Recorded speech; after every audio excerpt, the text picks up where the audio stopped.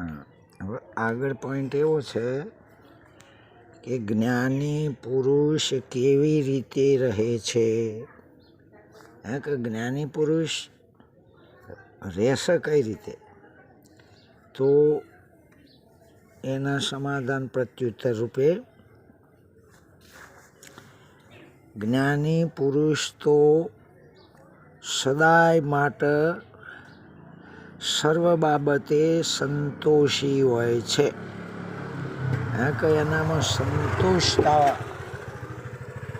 અતિશય હોય ને હોય. જ્ઞાની પુરુષ આ સંસારનો અગર તો કોઈનો પણ દ્વેષ કરતો નથી, કે કોઈનો પણ દ્વેષ કરતો નથી અને અતિશય એ તરફ મોહ પણ રાખતો નથી. સાથે સાથે આત્માને જાણવો છે એવી ઈચ્છા પણ કરતો નથી. જે હરખ અને શોકથી મુક્ત થયેલો,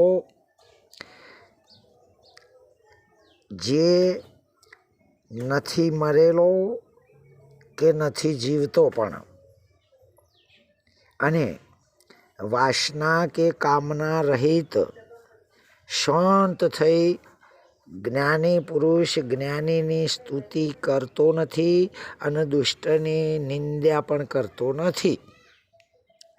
પોતાના સ્વસ્વરૂપમાં સુખ અને દુઃખમાં સમાન રહેનારો તે કોઈ પણ કર્મને જોતો નથી અને તેનું શીતળ ચિત્ત, શાંત ચિત્ત અમૃતથી જાણે કે ભરપૂર પરિપૂર્ણ ભરાઈ ગયું હોય એ રીતે રહે છે. એ કોઈ દાડો પોતાના લાભની પ્રાર્થના કરતો નથી કે નુકસાન થાય તો પણ એ દુઃખ અનુભવતો નથી.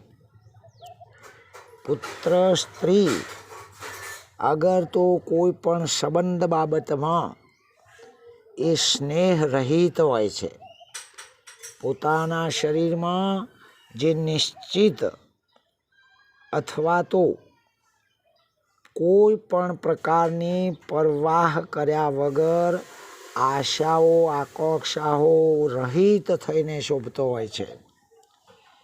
તે જે કોઈ પણ પ્રાપ્ત થાય તે પ્રમાણે વર્તનાર, સ્વચ્છંદતાથી ગમે ત્યાં વિહરનાર, અને જ્યાં સૂર્યાસ્ત થાય અગર તો તેની ઈચ્છા થાય એ જગ્યાએ એ બેસી કે સૂઈ રહેતો હોય છે. એ સદાય સંતોષી હોય છે.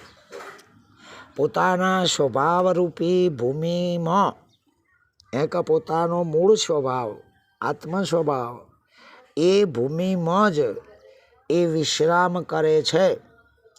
અશેષ અથવા તો વિશેષ એટલે ઓછું અથવા તો વધારે એવા રૂપ પ્રપંચની વિસ્મૃતિ જેને થઈ જાય છે, જેને વધ ઘટ એવું કશું રહ્યું નથી. એની યાદીમાં છે જ નહીં કે આ વધારે છે પેલું ઓછું છે. અર્થાત જ્ઞાનની પ્રાપ્તિ થવાથી જેનો સર્વ દ્રશ્ય પ્રપંચનો બાદ થઈ ગયો છે. આવા જ્ઞાની પુરુષનું અગર તો આવા મહાત્માનું એના દેહનું પતન થાય કે પછી બીજે ઉદય એટલે કે જન્મ થાય એની કોઈ જાતની ચિંતા હોતી નથી. આવો જ્ઞાની ખાસ કરીને એકલો જ રમણ કરતો હોય છે, એકલો જ ભ્રમણ કરતો હોય છે. એના હાથે ટોળું તો હું પણ બીજું કોઈ પણ હોતું નથી. જેની હૃદય ગ્રંથિ, જે હૃદયની ગ્રંથિ દ્વૈતપણાથી બંધાયેલી હતી એ છિન્ન ભિન્ન વેરણ છેરણ થઈ ગઈ છે. અર્થાત હૃદયની ગ્રંથિ ખુલી ગઈ છે. એથી તો તે માટી પથ્થર સોનું સર્વને હર કોઈને પણ સમાન જુએ છે. તેના રજો અને તમો ગુણ બિલકુલ ખોવાઈ ગયા છે.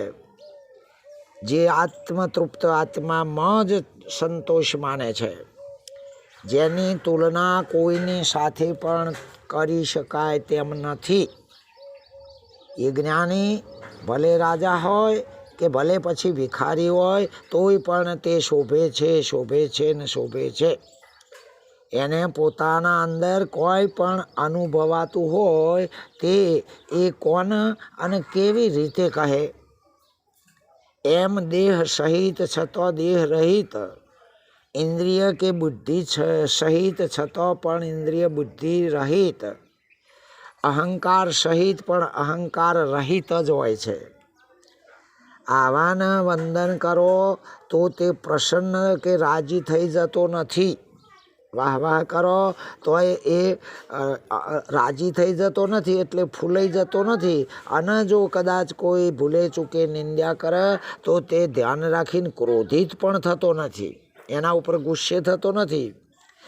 એ જ્યાં ને ત્યાં જેમ ને તેમ ગમે ત્યારે પણ દોડધામ કરતો નથી. એટલે નથી કોઈ પણ આસક્તિ વિષય માટે પણ દોડધામ તો કરતો જ નથી. તેને દ્વૈતપણું કે અદ્વૈતપણું એવું કશું જ નથી. આલોક શું અને પરલોક શું, જળ શું અને ચેતન શું, આવું કોઈ પણ પોતાના મહિમામાં એને ખબર જ નથી. એને સ્થિત થયેલા કે મૃત્યુ પામેલા એવા કોઈ પણ પોતાના મહિમામાં કશું એવું જોતો નથી. પોતાના જ મહિમામાં તેને ત્રિલોકની કથાઓની હદ આવી ગઈ છે. ત્રણેય લોક અને એનું બધું જે વર્ણન હોય બધું સમાપ્ત થઈ ગયું હોય છે. ધર્મ અર્થ કામ અને મોક્ષની પણ હવે જેના બસ થઈ ગઈ છે, હદ પૂરી થઈ ગઈ છે, જોતું એ નહીં. આમ યોગની કથા કે જ્ઞાન વિજ્ઞાનની કથા પણ હવે તો એની પૂરી થઈ ગઈ હોય છે. એના પોતાના સર્વદા નિર્મળ મહિમામાં માયા કેવી અને આ સંસાર એ શું, પ્રીતિ શું અપ્રીતિ શું, જીવ શું બ્રહ્મ શું, બસ હદ આવી ગઈ. મારે તો ઉપદેશ પણ શું અને ગુરુ શિષ્ય તથા ગ્રંથો પણ શું, હા રાચ રચેલું પણ શું અને ઉજ્જળ વેરાન પણ શું, છે એવું એ શું અને નથી એવું પણ એ શું, એવું એકત્વ પણ ક્યાં અને દ્વૈત પણ ક્યાં? આમ મહારાજ એના સ્વરૂપમાં તો કોઈ નથી. આ જ સંતોષી નર એ અર્થાત જ્ઞાની પુરુષ હોય છે અને એ વિરક્ત પુરુષ કહી શકાય છે. ઓમ તત્સત. પરમાત્માએ સદગુરુ મહારાજની જય.